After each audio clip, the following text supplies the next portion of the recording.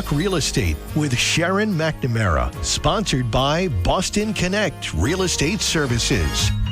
Hi, I'm Sharon McNamara, and you are listening to Talk Real Estate Roundtable. Let me share a little bit about my background before we get started. I am the broker-owner of Boston Connect Real Estate, a boutique real estate firm that is home to over 30 real estate sales and marketing consultants who service home buyers and home sellers throughout Boston, the South Shore, the South Coast, and Cape Cod. Our firm takes pride in assisting our clients in the next chapter of their lives by taking a holistic approach to their real estate endeavors. We believe that every move should be a moving experience. Every week, my real estate team member, Mary Baker, and I, along with the director of Boston Connect Real Estate, Melissa Wallace, provide you with our unique marketing approach to selling homes and share with you our expertise in navigating the home buying process. We like to mix it up sometimes, so not only will you hear our perspective on real estate topics, but you will hear the expert thoughts and opinions of some of our real estate agents at Boston Connect Real Estate and the preferred professionals that we trust. Be part of our roundtable. If you have any questions during the show, please call 781-837-4900. We'd love to talk real estate. Follow us on Facebook, Instagram, and wherever you listen to podcasts at Talk Real Estate Roundtable. If you would like a one-on-one consultation with me and my team or one of the dedicated agents at Boston Connect Real Estate to discuss your real estate needs, you can connect with us at bostonconnect.com or 781-826-8000. Now, sit back, relax, take good notes, and let's talk real estate. And hello to all my South Shore neighbors. My name is Melissa Wallace, and I am not joined today by my team members, Sharon McNamara and Mary Baker. Mary is doing an open house, and Sharon's actually upstairs, so maybe she's listening.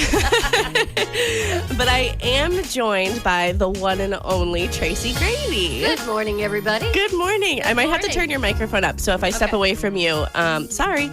But, well, thanks so much. I think we planned this yesterday, so that's good. Yeah. I think Sharon was like, oh, I have to do this, and this. And I'm like, well, why don't we see if somebody wants to do the show? And I think Julia might have called you or something and suckered you into it. She tracked me down, actually. She hunted me down. She's like, I sent you an email like an hour ago, but they really need an answer now. And I'm like, sure, yeah, I'll do it. I like how she thought the building was on fire. I was like, we need to find something. I could have just been talking to myself for an hour. Yep. So what do you think? Yeah, so what do you think? All my multiple personalities, I could have been talking to them.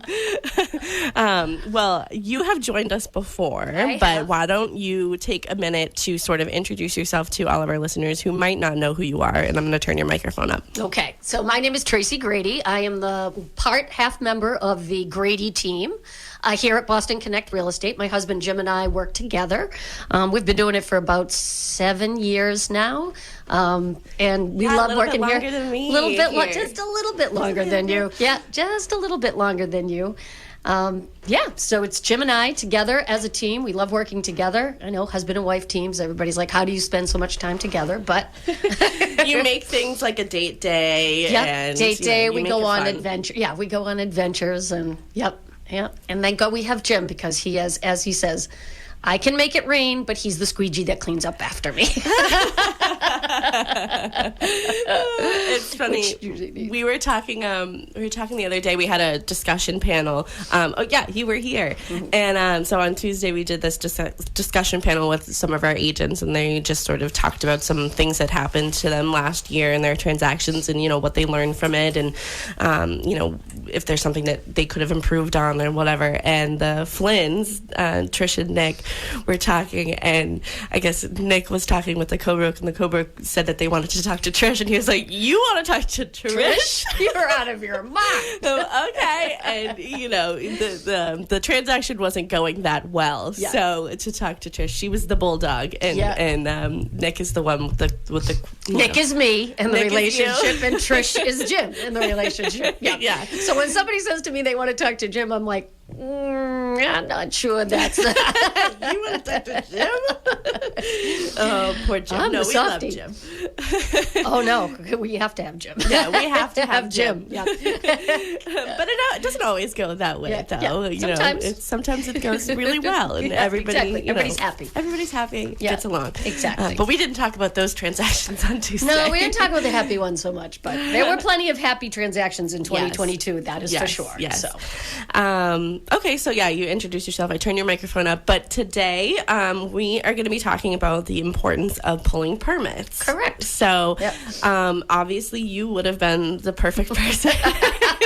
So, why don't you give a little bit of your background and why we sort of only thought of you to join on the show today? So, I started working in the Pembroke Building Department back in 2008, which is how I met Sharon and got into the world of real estate, working in the building department. So, I worked with the building inspectors, the plumbing and gas inspectors, the actual, oh my goodness, who had sealer of weights and measures, so scheduling everybody to go out there. So I was the hands-on person that did all the permitting and talked to all the people in the building department and the people that came in and said, do I need to pull a permit? What if I didn't pull a permit? What happens? What happens? What happens? What happens if you don't pull a permit? So, and what is that, asking for forgiveness instead of permission? Pretty much, yes. And there's the show.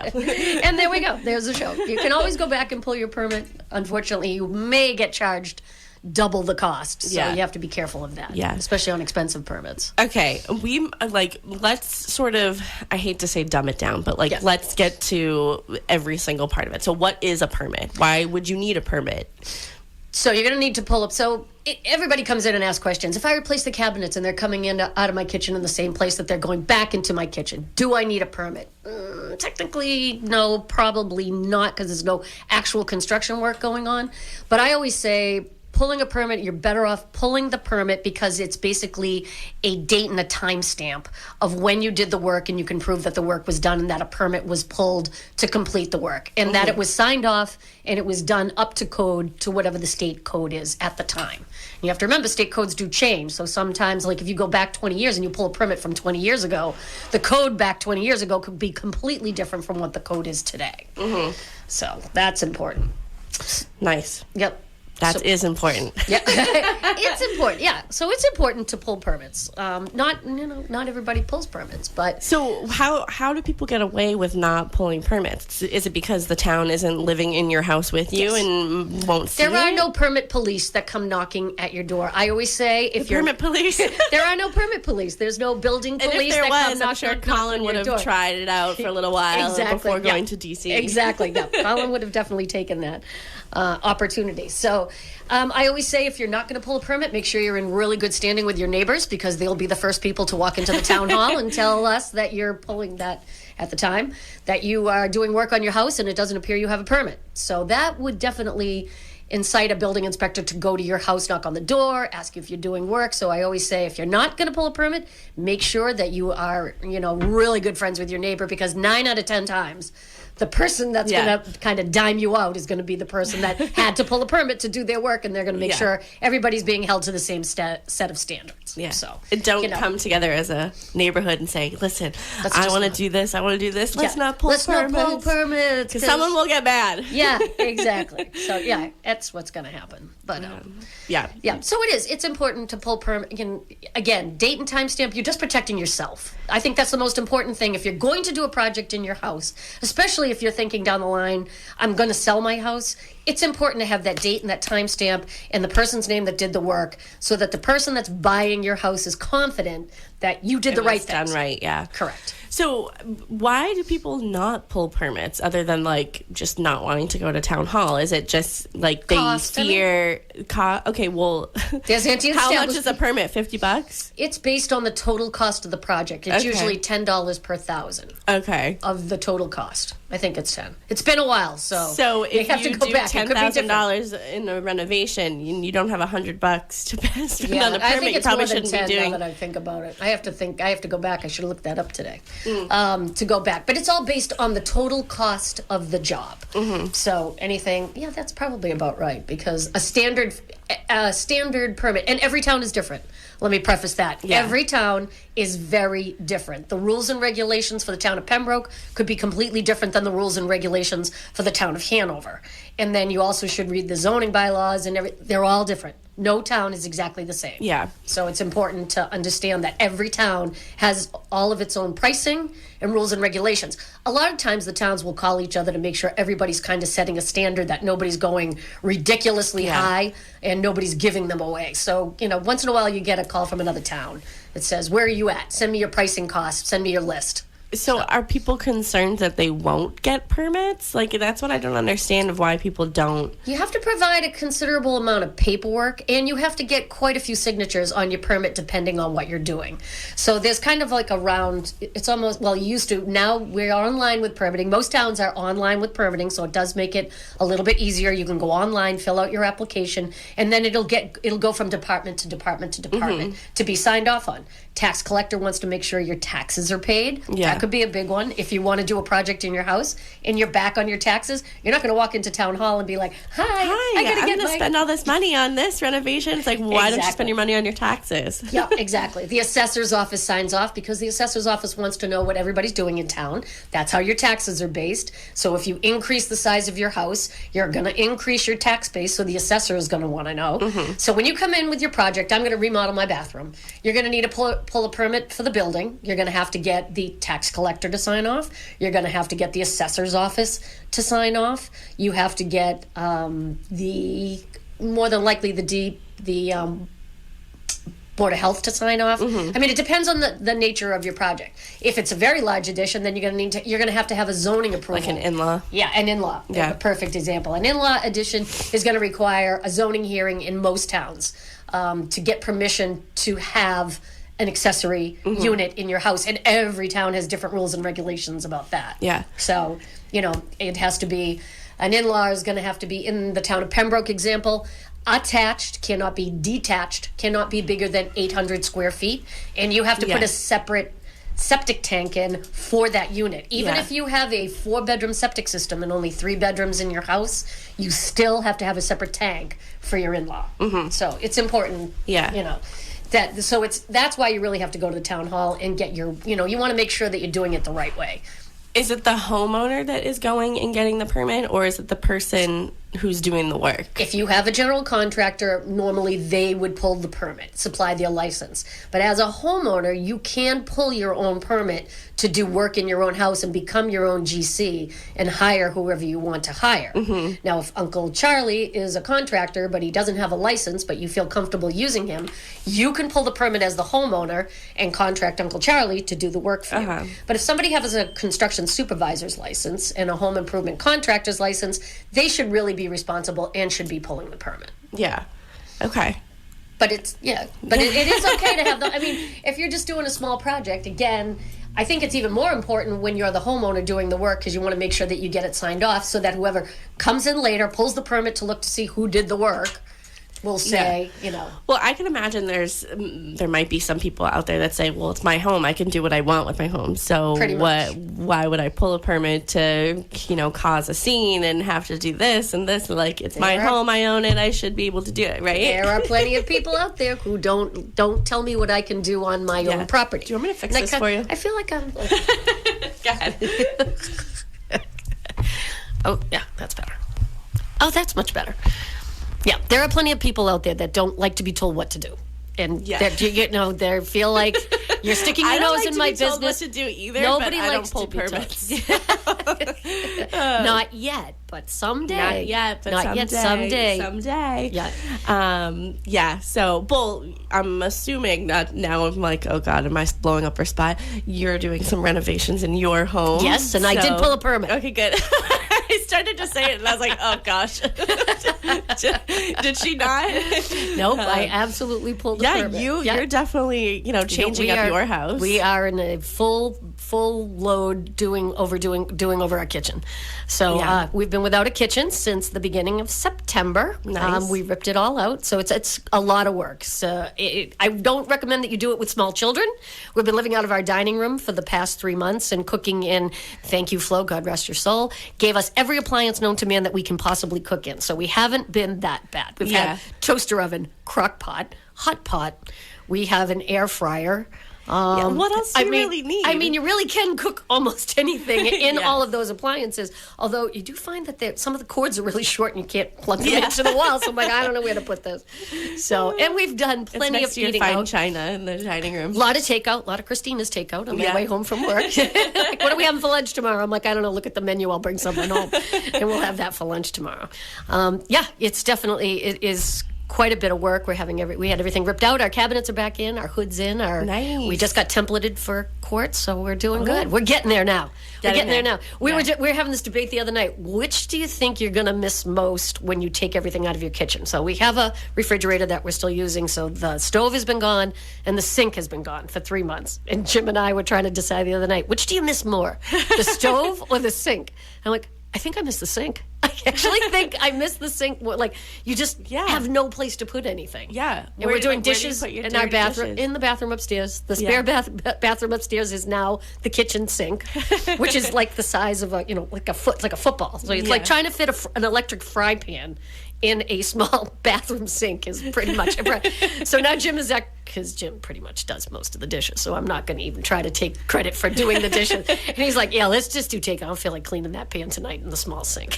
Yeah, you didn't switch to like paper plates? Oh, we do. No, we have plenty of paper plates. It's the big appliances. It's the electric fry pan. It's the air fryer, the basket. And they're big. And you're trying to wash them in this sink. That's the size of a football. What about the bathtub? I've done that. Jim's like, no, I'm refusing to do the bathtub, but I will do the bathtub. Like, all right, just fill that sucker up, close the door, and let that soak. That has to soak. I love that. I love that. Yes. That has to soak. That's a soaker, Jim. Just let that go.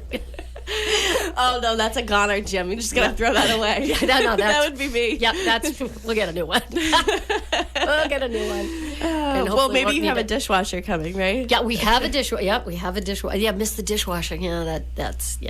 I have Jim though, so you have Jim. Jim's the dishwasher. Everybody really understood that he really does do.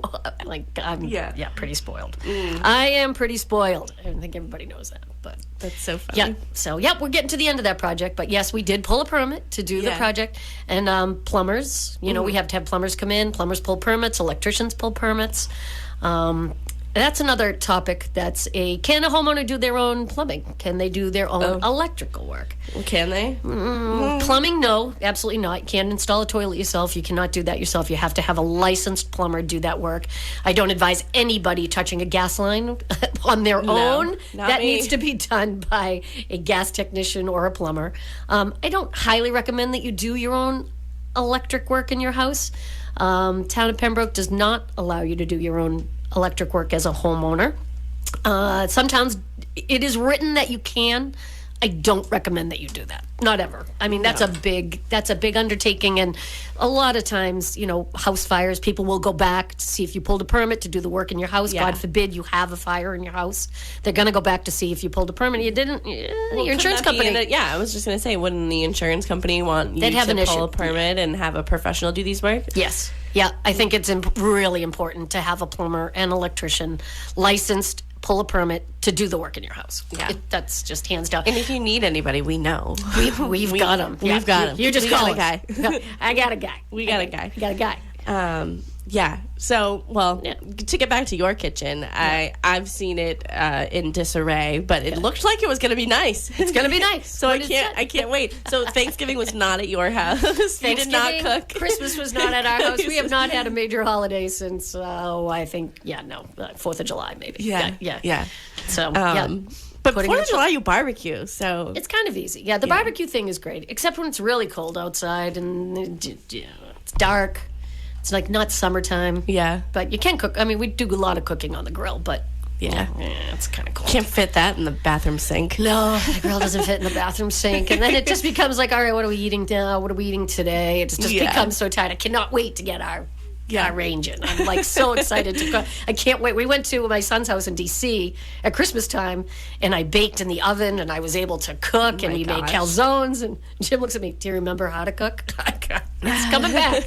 But it was nice. When is it going to be complete?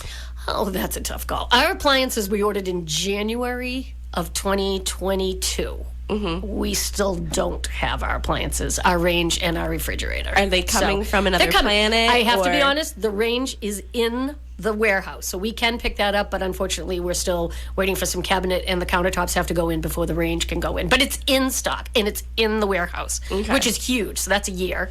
And then the refrigerator is due in March. What's taking so long?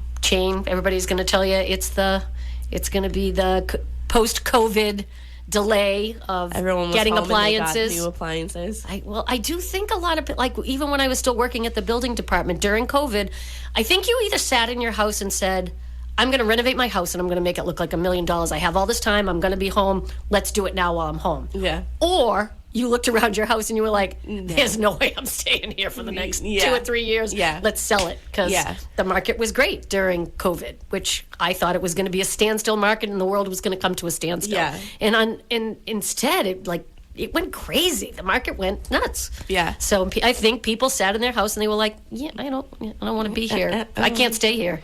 I'm not used to being in my house this long, and I'm looking around and I don't think I want to stay here. I'm going to sell it. Yeah. And buy something else. Yeah. Yeah. I'm hoping that more people right now are thinking, I don't think I want to stay here. I don't want to stay here. We need some more inventory. We definitely need some inventory, people, on the market. All price ranges. All price ranges. Everything. No price is too low, no price is too high. We just need some inventory. Yeah. I mean, what are we talking today? I mean, it may have changed, but was 5 houses on the market in Pembroke? 5. Maybe. 5. Maybe. Usually there is anywheres up to 60 days worth of inventory on the market at any given time. Back in the real days. Back in the olden days before COVID. You would have, anywhere between 30 to 60 days worth of inventory on the market. Now we have like 4 and 5 houses. So if you're thinking about selling your home, I'm telling you, now is the time, because the inventory is very low and there are still buyers out there that are actively looking. Yes, actively looking. I have a young couple that's been looking for over a year. They've made offers and didn't get accepted during the crazy times. Yeah. And now we're out looking at houses that I'm like, I mean, it's nice, but you don't have a lot of choice here. And so if you're thinking, now is the time. Don't wait. Everybody's like, wait till the spring market. I'm like, no, don't wait for the spring market. There are buyers out there right now, and there's not a lot of competition for the seller. So if you really want to sell it, this is the time to do it. And honestly, all week, it's pretty much been spring weather. So why not put your house on the market now? I don't think winter's, I'm going to say not going, as it's snowing outside right now. But I know. But it's been pretty nice. Yeah. Where was I going with that? We were talking about the weather. I short-circuited for a second. Sharon always says that the spring market actually starts the Monday after the Super Bowl, which I feel like the Super Bowl, did I read that it's on the 12th? Yeah, it's later. Late? It was late last year too. Yeah, it wasn't the first weekend in February last year. It was the second weekend. Yeah, so the second weekend in February. And honestly, I want it to start before then, because I feel like February 12th is so late. So right now, let's start the spring market now. I say get it going. Let's go. I say get it started. Don't wait. Yes, I do believe the spring market starts right after Super Bowl. That's usually when people start to get, serious about putting their house on the market and start talking about it. But I wonder if that's the case around the country, or is it just us? A New England thing? Yeah. I don't know. I want to know. Now I'm going to have to do some research. I'm going to have to ask my friends who live in other states. Yeah. What's your spring market? When does your spring market start? And they're like, what? Because they're not in real estate. And or Florida's like, we don't really have a spring market. I mean, we're happy down here all the time. Yeah, I know. Well, the first person I thought of was my friend Stephanie, but she lives in Florida. Her husband and 2 kids, they own a house, and I don't think they plan on moving anytime soon, so they might not know. Yeah. they might not. You're right. They might not know. Yeah. And they live in one of those communities where every house looks like the next one. Yeah. It's they're all the gated communities on the golf courses and stuff. So they all look like each other, and they're a lot less than up here. I'm just like, what? Yeah. So I don't know if they have a spring market. I don't know either. If you experience spring all year round, give us a call. Give us a call. But if you do have any questions, we will get back to permitting. I know we're squirreling here right now, but if you have any questions about permitting or just want to talk to us, you can call the studio at 781-837-4900, and we might be able to answer your question. We might not. It's a possibility. It's a possibility. Okay. Let's look back at a little agenda here. Yeah, Julia worked so hard on this. She was like, if you have any tips or anything, I'm like, oh, okay. So, yeah, we can definitely do that. Yeah, when you get your permit, it has to be clearly posted in the window. Oh, yes. So that when the building inspector drives by, when your neighbor dimes you out, they can see that you have a bright orange, yellow, green, whatever. It's usually a very bright neon card. Yeah. And it should be posted in the window, or it should be on site someplace safe. How long does it have to be in that window? Because I'm just thinking... Till the project's complete. Okay, because we have one in our window. So everyone knows I live with Mary and Sam for the time being. And there is a thing in the window, but I feel like it might have been for the solar panels. Okay. But they're up. You absolutely need... Do they need to still... Does the thing need to still be on the window? After it gets signed off, after the building inspector and the electrical inspector inspect the solar, then it should be basically the building inspector comes out to inspect the roof to make sure that there wasn't any, they'll go into the attic space where the solar panels are put in to make sure that there are no nails coming through the top of the roof. That's basically, you just don't want any holes in your roof. Building inspector will do that, and then the wiring inspector will inspect the electrical to make sure it's done properly. As soon as it's signed off, you're good. You can just file the permit away. Okay. Yep, you probably take it down. Yeah. Or, although I will say, sometimes solar does take a little while. Is everything installed and up and running? You don't. Yeah. I was told that the big switch happened. So so there you go. So yeah, it's probably time to get that signed off. And it's important, to get your permit. And no, it's not just important to pull the permit. It's important to follow up with the contractor and make sure you get your final sign-offs, pending on what the project is. Yeah. I'm sorry, I'm in a group chat right now with the people I live with, and Holly, who is Sam's mom, said that there's a fox in our backyard, and so I guess he's a fluffy guy. So, but we have Dexter, so we have to make sure that Dexter doesn't go out there and get into a fight. Yep, well, we have Edna. She's the same, although she's afraid of her own shadow. Well, I think Dexter would be the fox. I think my cat would go after it, and then my cat would probably be beat up by that fox. Let's not do the let's not do the fight, Zoe. Let's not. Okay, why should you pull a permit? We already went through that stuff. It's important. Yeah. I mean, there are plenty of people that don't. Let's talk a little bit about, I'm going to buy a house. I go to the building department. I pull the jacket. The jacket is a file that the building department keeps with all of the permits that have been pulled over the years, the best of their ability. I mean, it's a paper file. In the case of the town of Pembroke, there was a very terrible fire in 1978, and most of the files were compromised. So anything prior to 1978, it's kind of hard to say whether there was a permit pulled or not pulled. And some of the paperwork did. I mean, you can open up the jacket, the folder, and you can see burnt edges on the edge of some of the paperwork. Wow. So, yeah. So it's... A lot of times if people are buying a house, they're going to go in, they're going to pull the jacket on the address, and they're going to see all the permits that have been pulled. So now let's say that you didn't pull a permit. You did a project, you did your basement over, you did it yourself, you didn't pull a permit. Does that mean you shouldn't buy the house because a permit wasn't pulled? No, that's, yes, they should have pulled a permit. You can, ask them questions about the project. Henceforth, the importance of having a home inspection. Home inspector goes in, he can't see through the walls, but the house is still standing, the room looks nice. It doesn't mean you shouldn't buy the house. Yeah. It just means the person didn't pull a permit to do the work. Is it the right thing? No, it's not. But it doesn't mean the work wasn't done properly. I mean, if you go in and there's a sagging ceiling and you're looking, I mean, it's pretty obvious when something hasn't been done right as opposed to when it is. Yeah. We've been talking about it on the show, home inspections are back. Inspections are back. Not everybody's waiving them anymore. But when you're at your home inspection, the home inspector will say, oh, this obviously is an addition, or this is, something that has a deck, whatever. Yeah. Whatever. They might say, oh, you might want to see if there's a permit, or there might be this, or, but your agent should be the one asking, if there's any permits for any of these things. Yep, to make sure that they were permitted. We usually ask people that did work in their house, did you pull permits to do the work? I usually take them at face value. I don't always go in and check the jacket to make sure that the permits are pulled. If the homeowner tells me they pulled a permit, as far as I'm concerned, they pulled a permit. Yeah.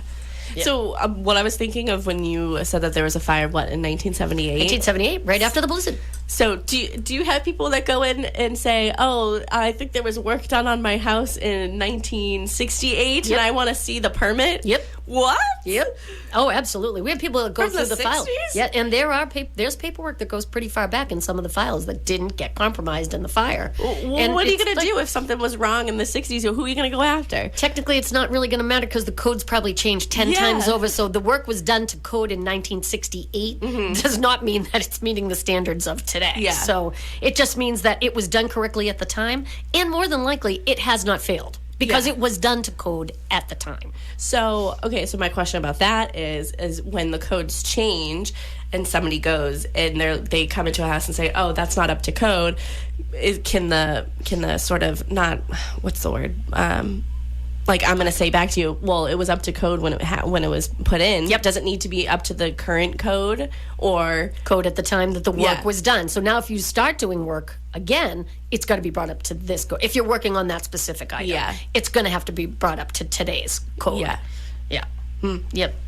What's a common thing that could happen? Let's see. Electrical decks changed probably 10 or 12 years ago. You can't notch out a deck, which let me tell you right now, I don't even know how to read a ruler. So that they let me work in the building department was amazing at the time. Because I'm like, I'm gonna be honest with you people right now. I'm not a ruler. I'm not a ruler. I'm not a ruler girl. And I'm like, I half inch, quarter inch, and all the builders look at me like you don't understand. I'm like, no, I don't. But that's not my job.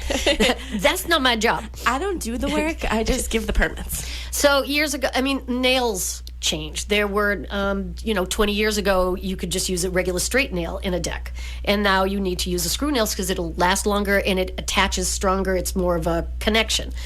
Things of that nature. Safety issues? Safety issues. You go underneath a deck and the way that it's braced. There's a whole section, most towns have it online, on how to build a deck now because those rules and regulations changed drastically probably 10 years ago. Yeah, you can't just have like little supports in all the four corners. You can have something in the middle. And almost the first thing every building inspector, not building inspector, but a home inspector will do is if there's a deck on the house, the first thing they're going is underneath that deck to see how it's supported underneath and to see if it's attached to the house. A lot of times they were detached from the house, so there was a little space in between. Yeah. But now it needs to be somehow screwed into the house. Yeah.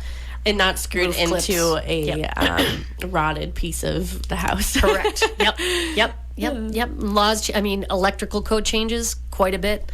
A couple of years ago, you needed to have a ground line in the foundation. It didn't need to be there, let's say, 20, I don't know, I'm dating myself now. I worked there for 13 years. I don't think 20 is far enough back.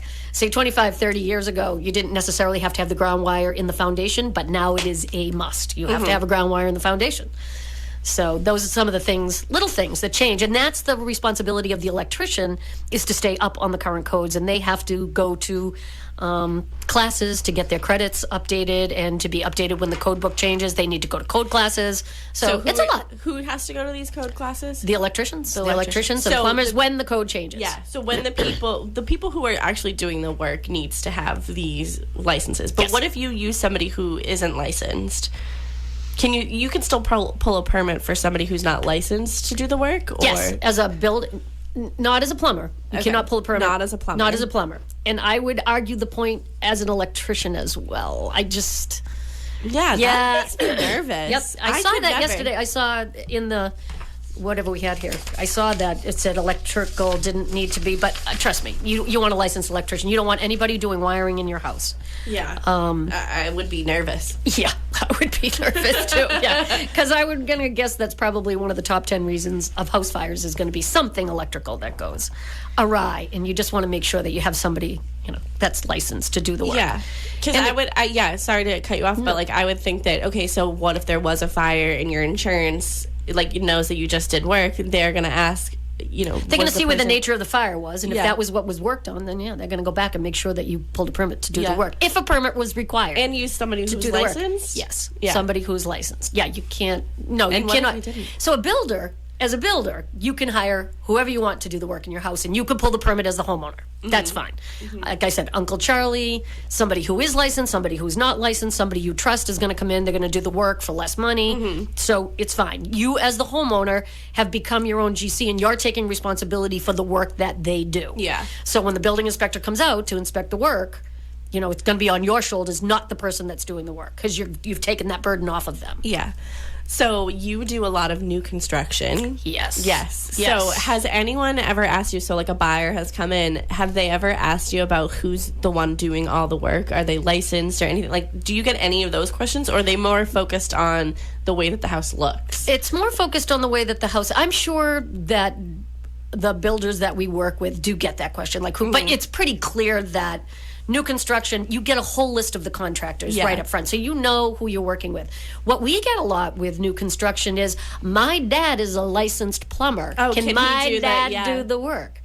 Yeah. And the only downside of that, yes, it's fine. Dad can do the work. It's definitely going to save you money. We're not trying to, get you to use our plumber. The problem usually comes in is that Dad or Uncle Charlie are doing this on the side, so they're going to do it on their time because they're not really charging you. Yeah. And that could affect the timeline of the builder, who has a set timeline. Yeah. The builder wants, your plumbing is going to get done on these 3 days. Electrician's going to come in for the next 3 days. If Dad can't get there till the following weekend, now you're upsetting the builder's schedule. Yeah. So you have to kind of be aware that, yes, we can save you some money, let the family member do the work, but this is the timeline, and they need to keep to our timeline. I feel like it's more like understanding if like the builder's doing like one build or two builds, like the onesie twosies, but like the whole, when they're doing a big development, I feel like the answer is most likely going to be no, because A, they're on a schedule, they have 50 homes to build, and B, they're trying to get out a product that is consistent. And how can you put out a product that's consistent if you're not using the same people on every house? And our builder that we use all the time has a set crew that he has probably, I'm going to say, 25 to 30 years. Yeah. The same people. We know when they're going to be there. You know what their work ethic is. Yeah. They keep a clean job site. Everything is neat as a pin.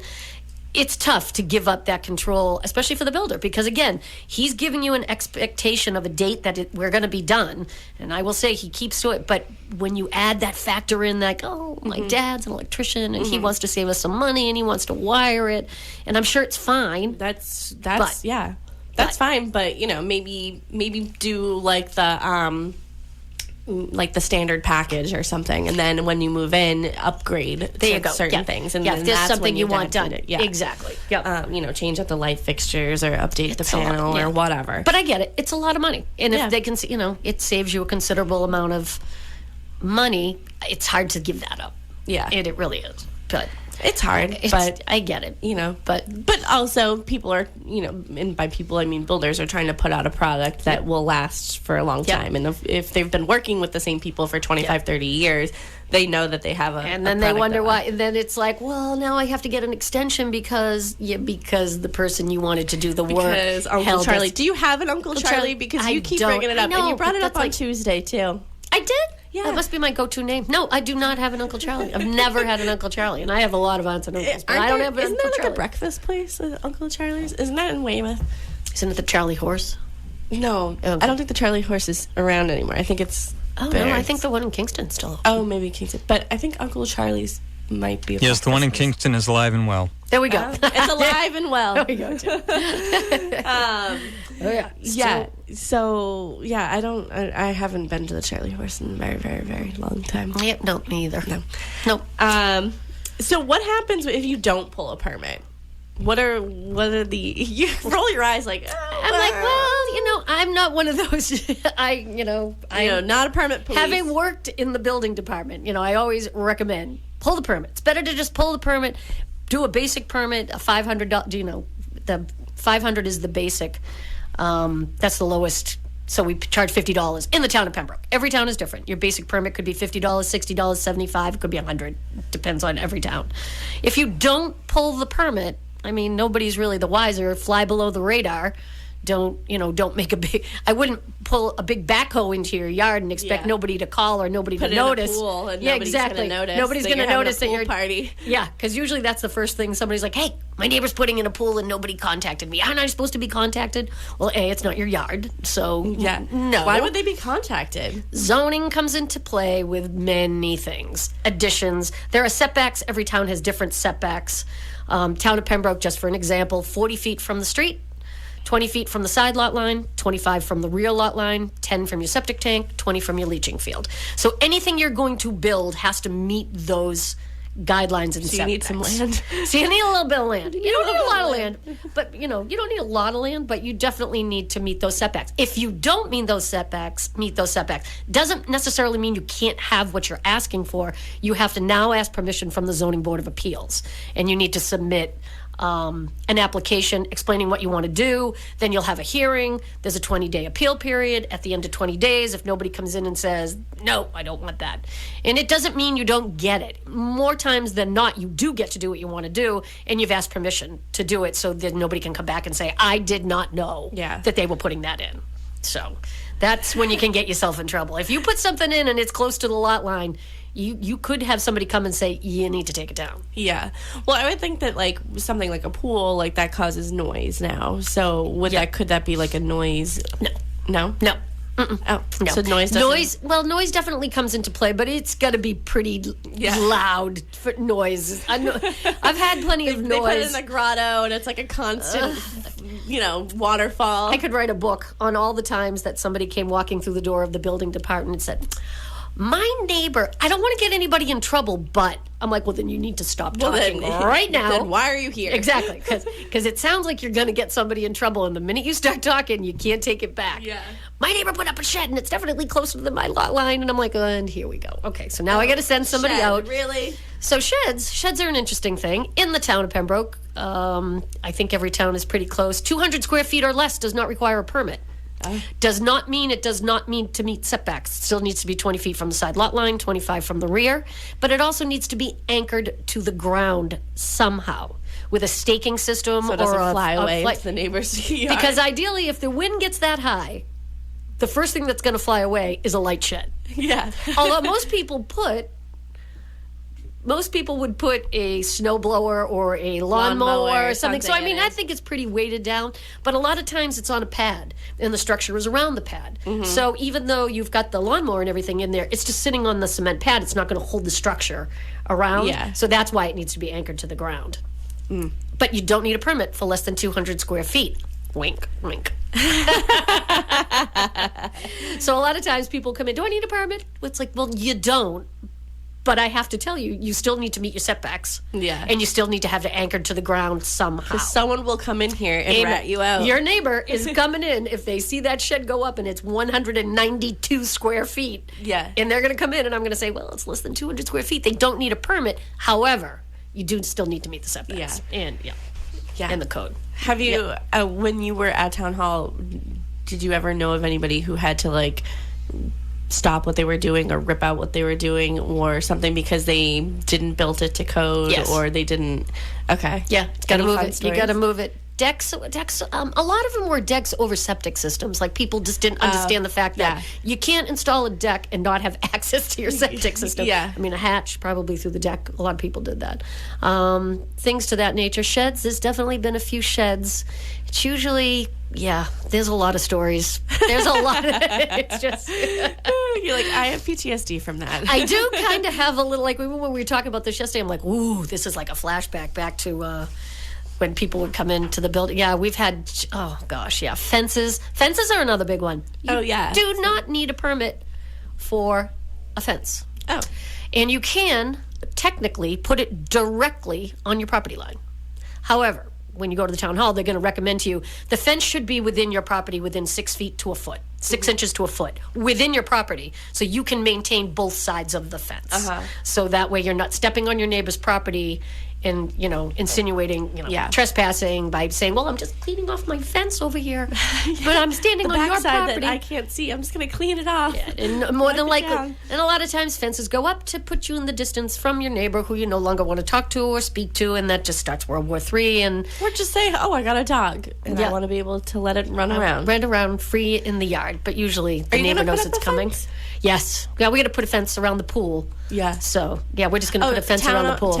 So, Hanover, you have to put a fence around your pool, too? Okay, so pools. I'm like a big advocate so you also pools. put in a pool? I also put in a pool. Yeah, not just the kitchen. No, if you're going to do it, you might as well just drop the bomb inside and outside of your house. So now our yard looks like a nuclear bomb has gone off. Pools are a big one. I'm a big advocate for pools. The building inspector used to say to me, not on my watch do I want to wake up in the morning and find out that somebody drowned in a pool because it was not installed properly. And you'll have people that will argue this point with you. Pools need to have a gate around them. A fence around the pool, 4 feet high, that opens towards you, not into the pool area. Yeah, so if so somebody fell into the pool, and if your yard is fenced in, you need to have an audible detector on your door that leads out to the pool area. So every time somebody opens a door that leads directly out to the pool area, you get an audible chime that lets you know somebody's coming and going. So, which is important. I mean, little kids. They don't tell you in... I watched many a special on it. It's you got to be really careful. Kids have a way of getting themselves into situations and into pool areas, so don't be that person. Yeah. Don't be that person. Have your fence up. Make sure that your neighbors don't have access to your pool. Sometimes we send building inspectors out, and literally there's no fence around the pool. It's like you have to protect this pool. Yeah. Some you don't know, and you hope that it never happens, but it's actually one of the leading causes of death in children. Is drowning. Yeah, So, my cousin actually she drowned in a hot tub, but she lived, but yeah, she was in the hospital for a while. Yeah. But yeah, just be aware of the codes. Yeah. Be aware of the codes. If you're putting in a pool, check to see what your town code is. Most towns go by the state code, which is going to be a pool around the pool, a fence around the pool area, a gate that opens towards you, a fence around the yard with a gate that opens towards you. And then any door that opens to the pool area should have an audible alarm on it. That's the code. That's the code. That's the code, baby.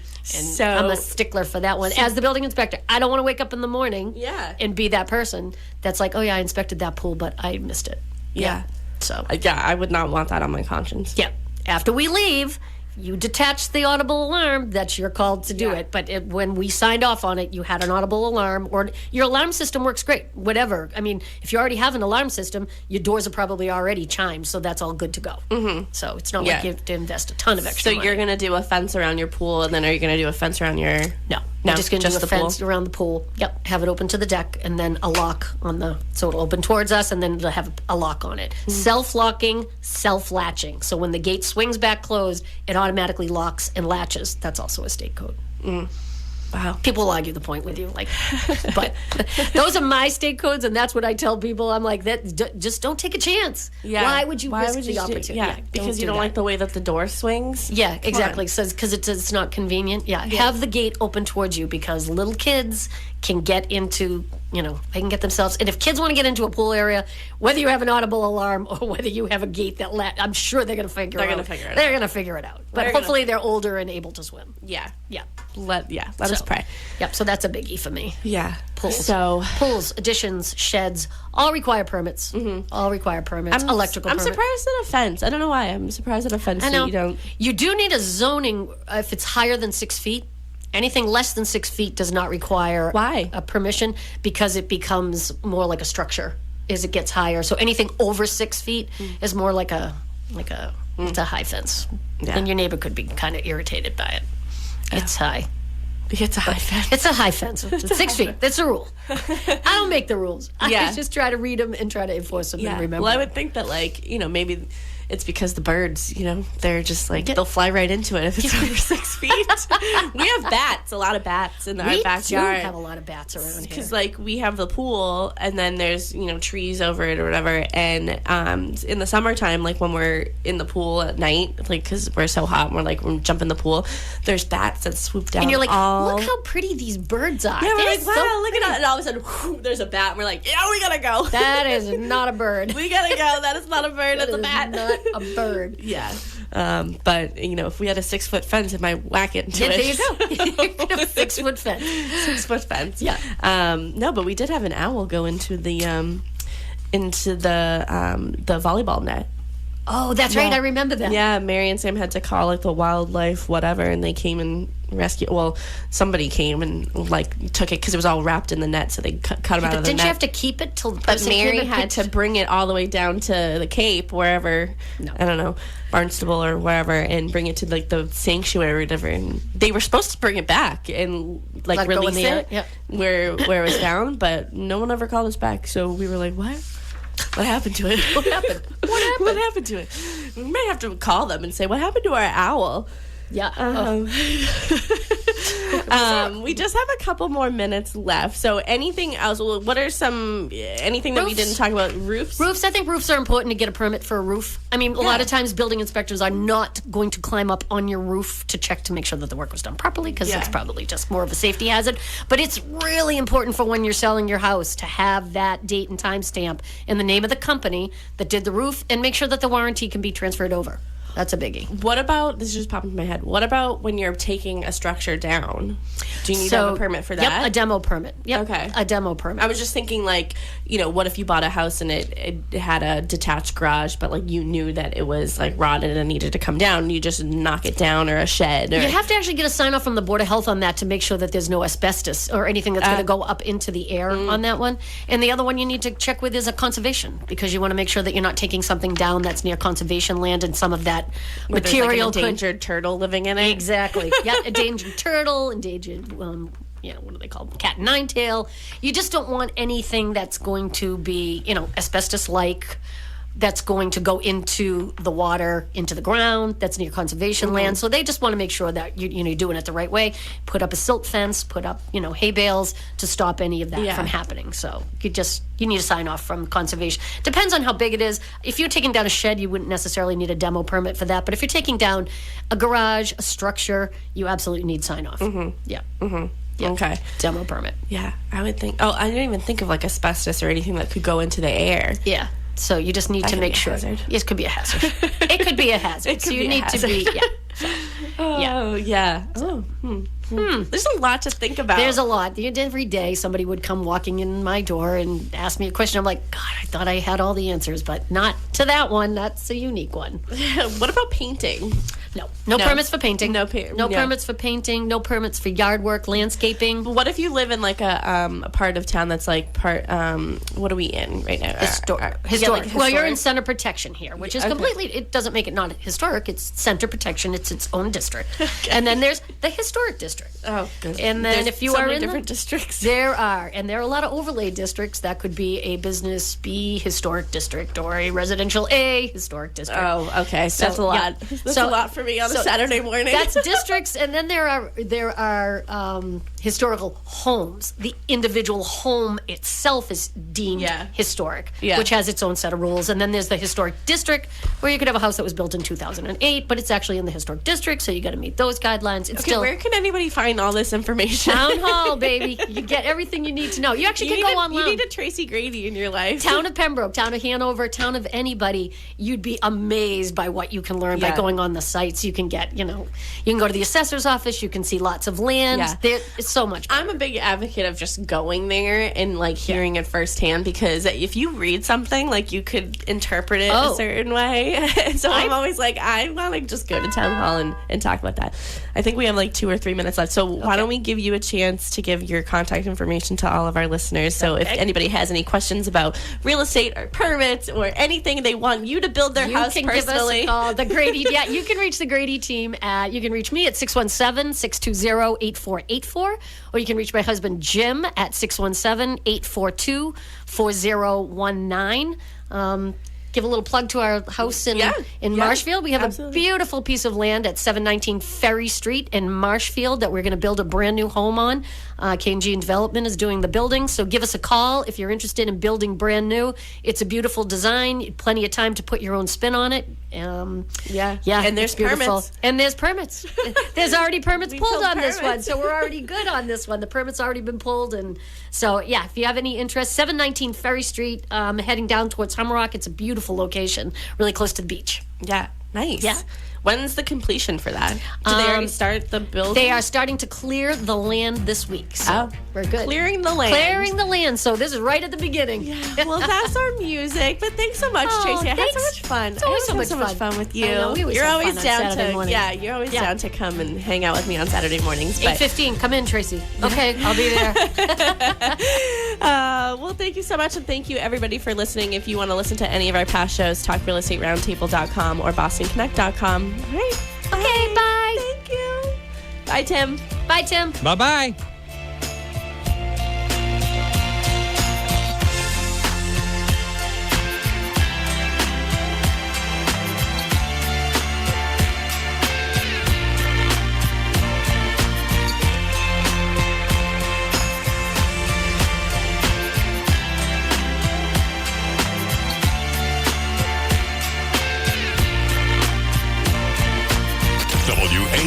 WBFM Marshfield, WBMS Brockton.